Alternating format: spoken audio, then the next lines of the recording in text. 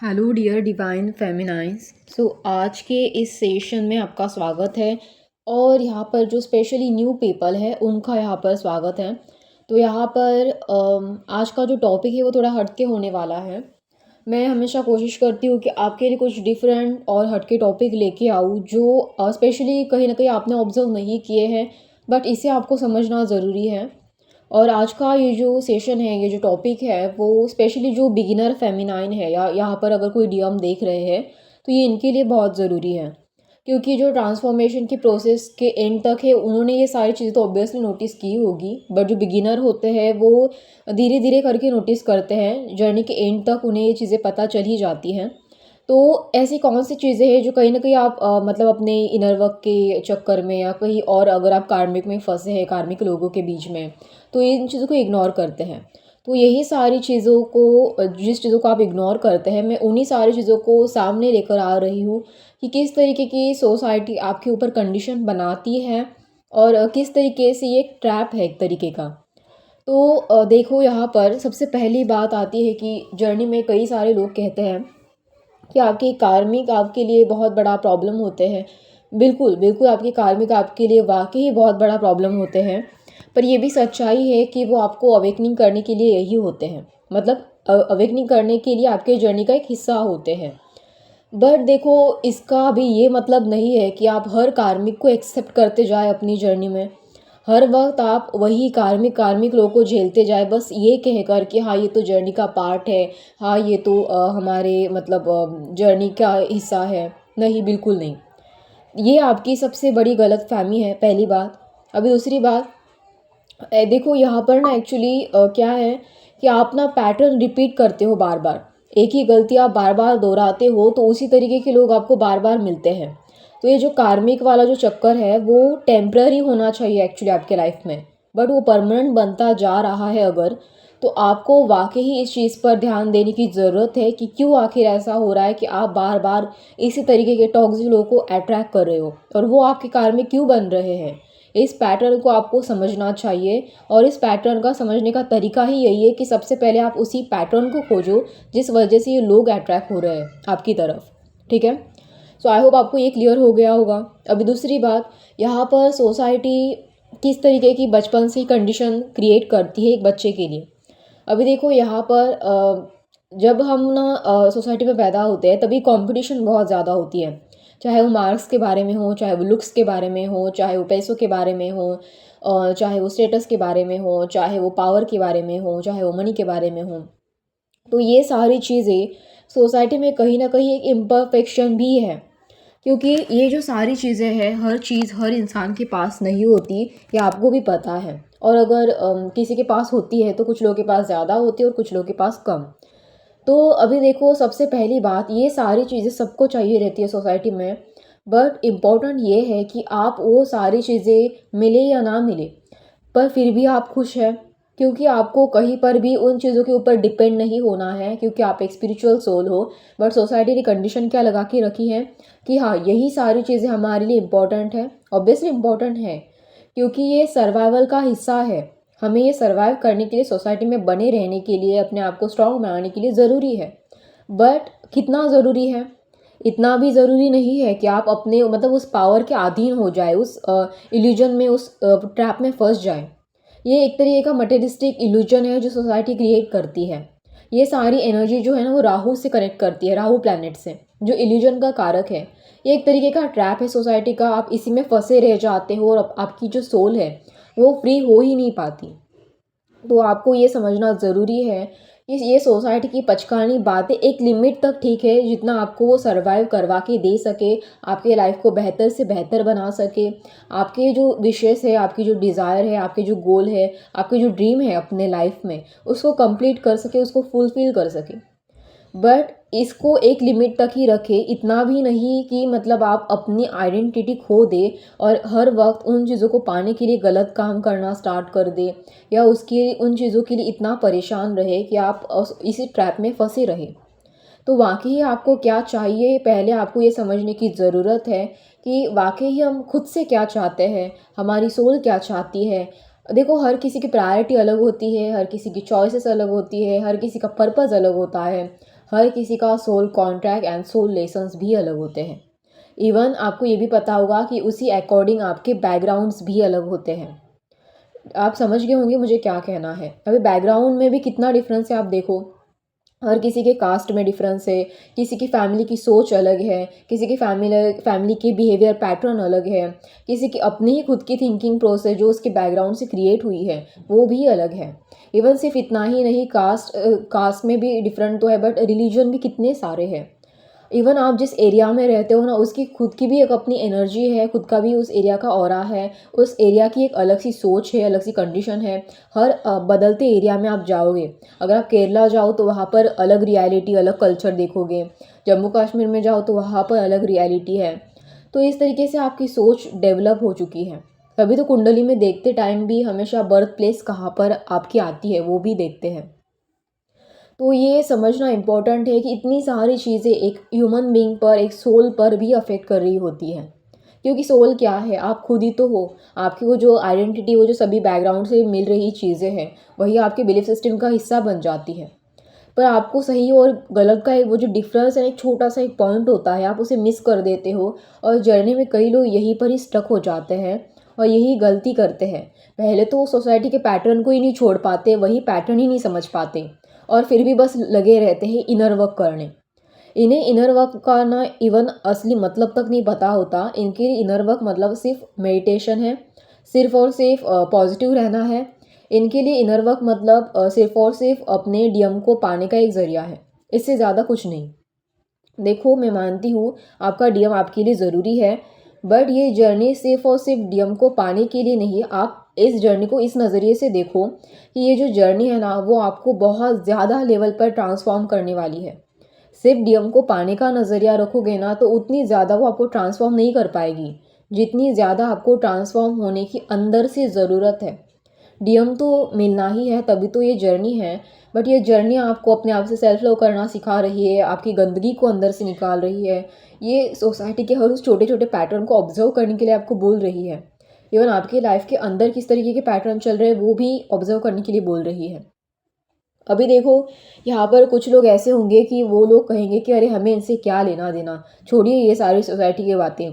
Society तो हमारे पैदा होने से पहले भी चल रही थी और हमारे पैदा मतलब हम चले जाने के बाद भी चलती रहेगी। बट अब देखो यहाँ पर डिफरेंस क्या है। डिफरेंस ये है कि जब आप इन पैटर्न को नहीं समझ पाते, आप इस पैटर्न को ऐसे ही कैरी करते हो, उस पैटर्न को ब्रेक डाउन नहीं करते हो। इवन वो भी तब जब आप जर्नी में हो, ठीक है। आप उस पैटर्न को कैरी फॉरवर्ड कर देते हो अपनी अगली जनरेशन की तरफ, जैसे कि एंसेस्टर कर्मा कैरी फॉरवर्ड होते हैं अगली जनरेशन की तरफ। बिल्कुल उसी तरह अगर आप इस पैटर्न को नहीं आइडेंटिफाई कर पाए, नहीं समझ पाए, अगर आप ये नॉलेज, अगर आप ये सारी अच्छी चीज़ें अपनी नेक्स्ट जनरेशन को नहीं दे पाए, तो मैं गारंटी दे के कहती हूँ, आप इस जर्नी में अगर हो भी ना, तब भी आपका कोई फ़ायदा नहीं है। आप इस जर्नी का जितना ज़्यादा से ज़्यादा इन सारी चीज़ों को अंडरस्टैंड करने के लिए, समझने के लिए यूज़ कर सको, उतना ज़्यादा बेहतर होगा आपके लिए।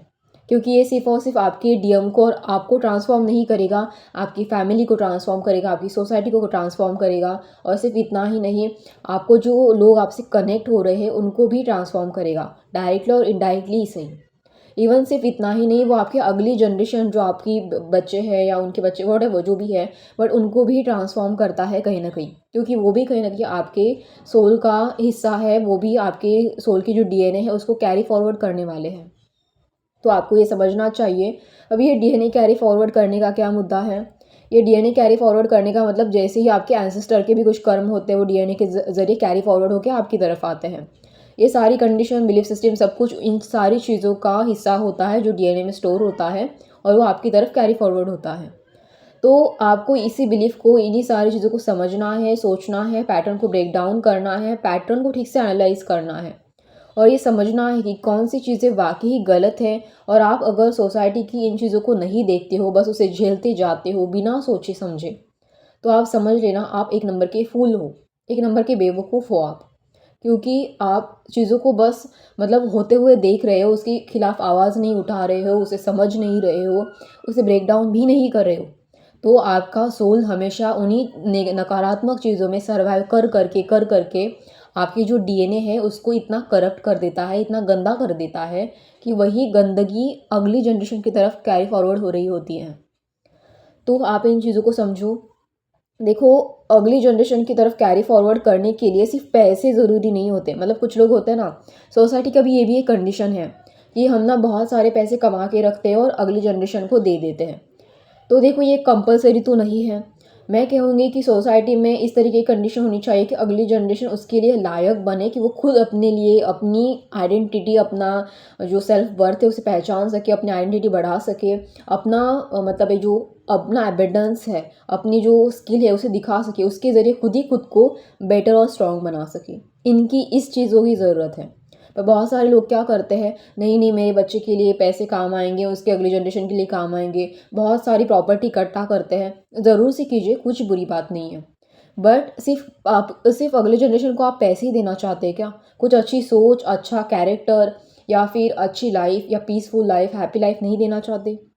अगर आप नहीं देना चाहते तो आप यहाँ से निकल जाइए, क्योंकि ये वीडियो सिर्फ उनके लिए है जो वाकई चाहते हैं कि इन सारी चीज़ों में भी बदलाव हो, जो आज आपके ऊपर प्रेशर क्रिएट कर रही है नेगेटिव चीज़ों को रट रट के, या नेगेटिव चीज़ें आजू बाजू में जो क्रिएट हुई है, ये जो आज आपके ऊपर प्रेशर क्रिएट कर रही है, वो आई होप आपके बच्चों के लिए अगली बार से ना क्रिएट हो। यही सारा प्रेशर, यही सारी नेगेटिविटी आपके बच्चे ना झेले, उनकी अगली जनरेशन ना झेले। अगर आप कुछ बेहतर या उससे भी ज़्यादा बेहतर कर सकते हो तो ये वीडियो उनके लिए है। तो अभी देखो, यहाँ पर और भी कई सारी चीज़ें हैं जिस पैटर्न को आप नहीं समझते। वैसे अभी कास्ट का या रिलीजन का वो जो पहले पैटर्न ज़्यादा चलता था कि नहीं हम सिमिलर कास्ट में शादी करेंगे, सिमिलर रिलीजन में शादी करेंगे, थैंक्स टू गॉड कि ये पैटर्न एटलीस्ट यहाँ पर इस वक्त इतना ज़्यादा मौजूद नहीं है। मतलब पहले तो हुआ करता था, बहुत ज़्यादा हुआ करता था, बट अभी सोसाइटी की कंडीशन थोड़ा मतलब बदल गई है, बहुत सोसाइटी थोड़ा ओपन अप हो गई है। तो एक्चुअली पहले से तो बहुत ज़्यादा ही ओपन अप हो गई है। तो यहाँ पर अभी इसीलिए तो आप एटलीस्ट अपने, अगर आपका ट्विन फ्लेम जो है वो अलग कास्ट का है तो उनसे कम से कम शादी कर तो पाते हो। भले ही थोड़ा बहुत फैमिली इशू होता है, बट एक पॉइंट के बाद आपकी फैमिली मान जाती है। बट अगर आप पहले वाले सोसाइटी में एग्जिस्ट करते ना, तो आप जर्नी में भी होते, फिर भी आपके डीएम के साथ आपकी शादी होना लगभग नामुमकिन होता। क्योंकि उस टाइम पीरियड में गंदगी सोसाइटी की इतनी ज़्यादा थी कि लोग इतना घटिया ट्रीट करते थे ऐसे लोगों को जो अपने आउटर कास्ट से शादी करते थे।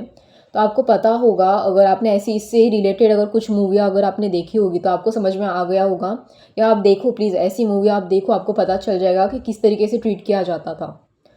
तो सोसाइटी की गंदगी इतनी ज़्यादा थी कि सोसाइटी हद से ज़्यादा ही पागल हो चुकी थी। उन्हें लोगों के अंदर प्यार, एक दूसरे के लिए जो लोग प्यार दिखा रहे हैं वो नहीं दिखता था।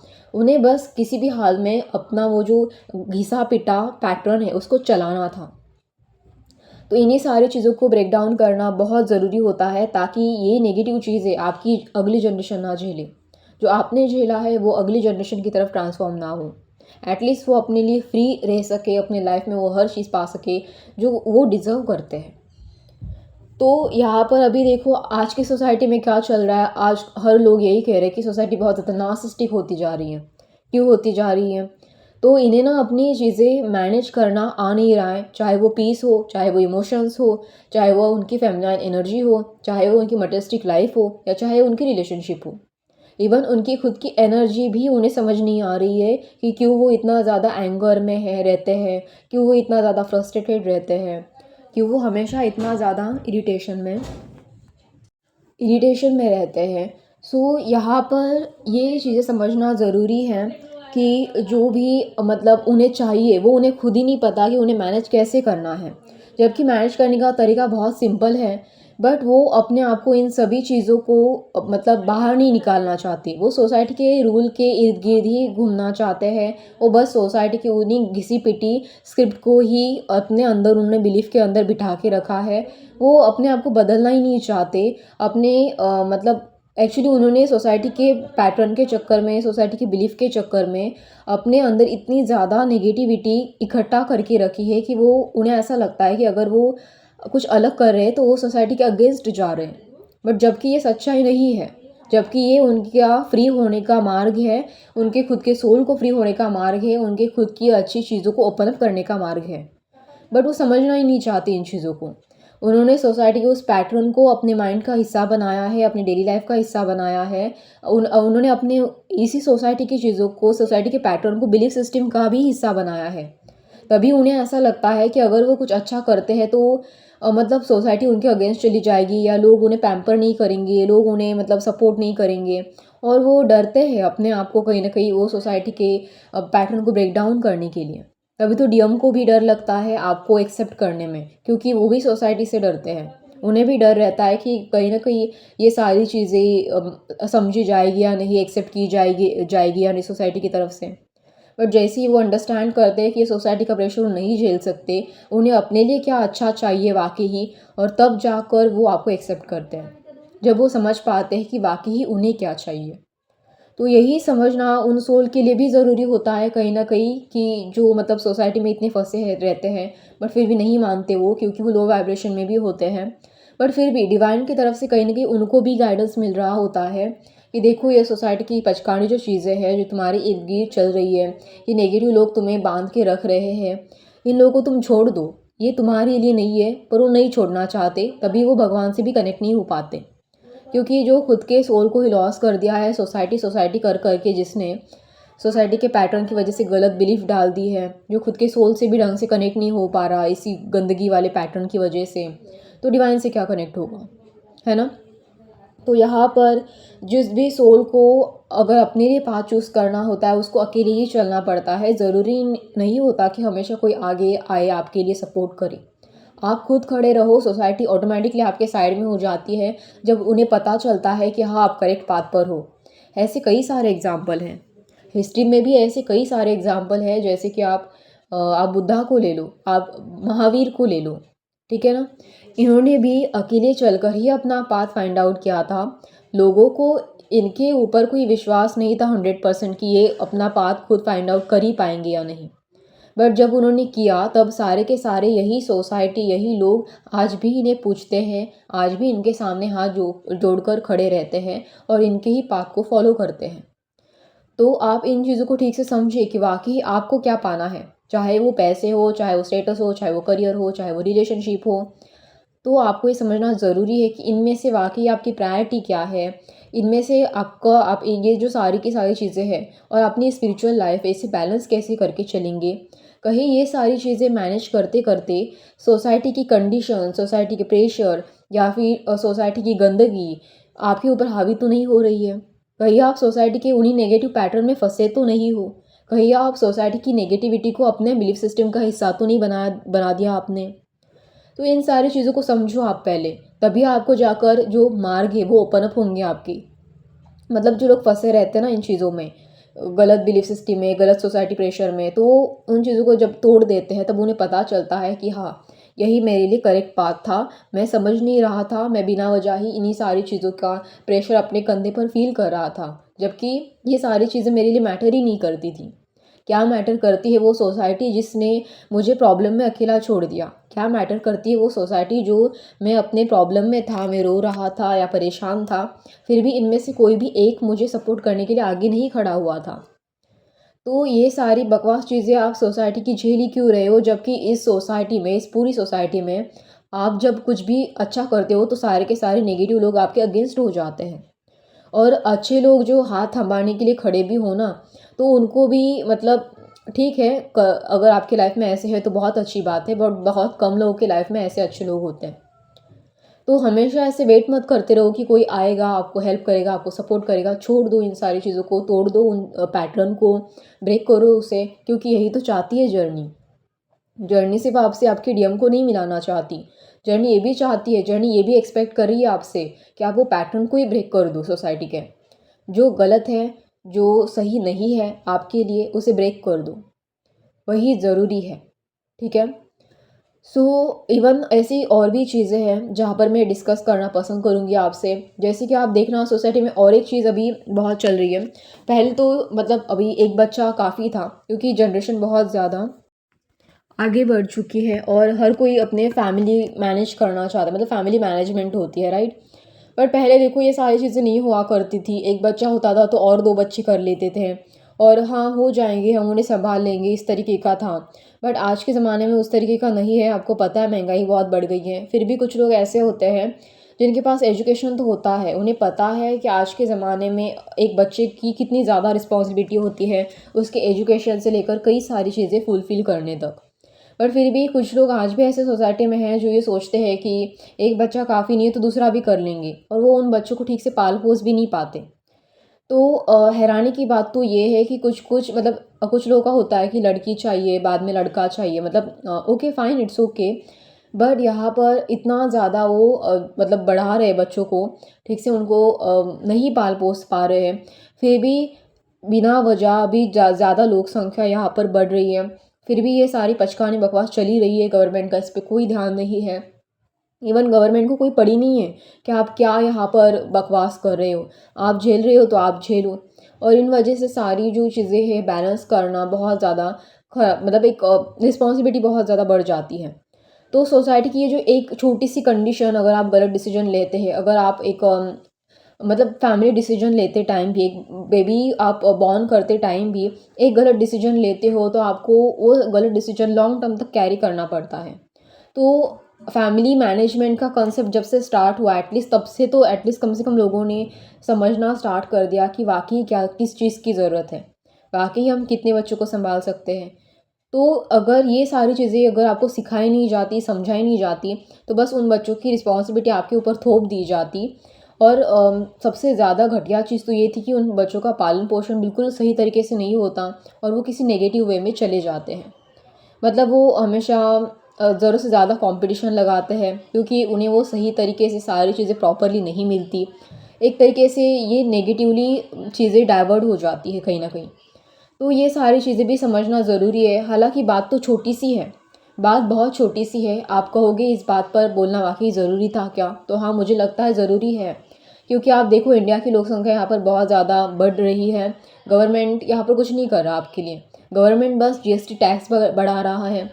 बट सोसाइटी में कुछ फैमिली में आज भी इस तरीके की चीज़ें चलती है कि नहीं-नहीं, हमें 1 पोता नहीं चाहिए, 2-2 पोते चाहिए, 3-3, 1 बच्चा काफ़ी नहीं है, 3-3 बच्चे कर लो। ये बकवास बहुत ही ज़्यादा हो रही है। तो यही चीज़ यहाँ पर मैं समझाना चाहती हूँ कि पहले आप डिसाइड करो, अगर आपको बेबी बॉर्न भी करना है तो आपको कितने बच्चे चाहिए। आप वाक़ई उनकी रिस्पॉन्सिबिलिटी उतने अच्छे ढंग से ले सकते हो। तो बस हर किसी की औरों के बात में मत आकर आप डिसीजन मत लो। ज़रूरी क्या है उन चीज़ों को समझो, क्योंकि उस पर्टिकुलर चीज़ की आप लाइफ में हर छोटी-मोटी चीज़ के लिए डिसीजन लेते हो। इवन आपके करियर में भी, आप जो भी करियर चूज़ करने के डिसीजन लेते हो वो आपका खुद का होता है। वो आपकी पूरी लाइफ को ही टर्न कर देता है। तो एक डिसीजन आपका गलत हो गया तो सारी की सारी चीज़ें ही बिगड़ जाती हैं, और रिस्पॉन्सिबिलिटी का जो बर्डन है ना आपके शोल्डर पर, वो बहुत ज़्यादा भारी हो जाता है। इतना भारी हो जाता है, इतना भारी हो जाता है कि आप खुद नहीं झेल पाते। गलत गलत करियर में फँस गए तो वहाँ पर भी आप खुद ही पैनिक हो जाते हो, परेशान हो जाते हो। ज़रूरत से ज़्यादा रिस्पॉन्सिबिलिटी जब आपके ऊपर आ जाती है, गलत रिलेशनशिप में फँस जाते हो, तभी भी यही प्रॉब्लम होती है। तो सारी की सारी प्रॉब्लम एक अकेले इंसान को उठानी पड़ती है, जो कभी उस चीज़ के लिए रेडी ही नहीं था। तो आपको ये चीज़ें समझने की वाक़ई ज़रूरत है कि सोसाइटी में कितनी छोटी-छोटी चीज़ों के लिए भी आपको मैनिपुलेट किया जाता है। चाहे वो आपके बेबी बॉर्न करने के बारे में हो, चाहे वो करियर के बारे में हो, या चाहे रिलेशनशिप के बारे में। और इन सभी चीज़ों में अगर कुछ सैक्रिफाइस होता है तो आपकी खुद की हेल्थ होती है, आपकी खुद की इमोशनल एंड मेंटल हेल्थ, ये बहुत ज़रूरी होता है आपके लिए। बट ये चीज़ें सैक्रिफाइस होती है कहीं न कहीं। इवन वो बच्चों की भी होती है, सिर्फ आपकी नहीं। आपके साथ जितने भी लोग जुड़े हुए होते हैं ना, उनको भी कहीं न कहीं वो प्रेशराइज़ वो फ़ील करते हैं, क्योंकि यहाँ पर कोई भी कुछ भी ढंग से मैनेज ही नहीं कर पाता। तो ये चीज़ें वाक़ई समझने की ज़रूरत है। बेहतर होगा अब इन सारी चीज़ों को ठीक से नोटिस करें, समझे, जाने, बिना किसी प्रेशर के हमेशा डिसीजन ले, और हमेशा एक्शन उसी अकॉर्डिंग ले या उसी डायरेक्शन में ले जितनी रिस्पॉन्सिबिलिटी आप मैनेज कर सकते हैं। चाहे आप जर्नी में, चाहे वो चीज़ें मतलब जर्नी से रिलेटेड हो या चाहे डेली लाइफ से रिलेटेड हो। आई होप आपको ये आज का ये सेशन अच्छा लगे। अगर अच्छा लगे तो मुझे लाइक, शेयर एंड सब्सक्राइब ज़रूर से कर दीजिए। धन्यवाद। और प्लीज़ कमेंट में ये बताना ना भूलिए कि आज का सेशन आपको कैसा लगा।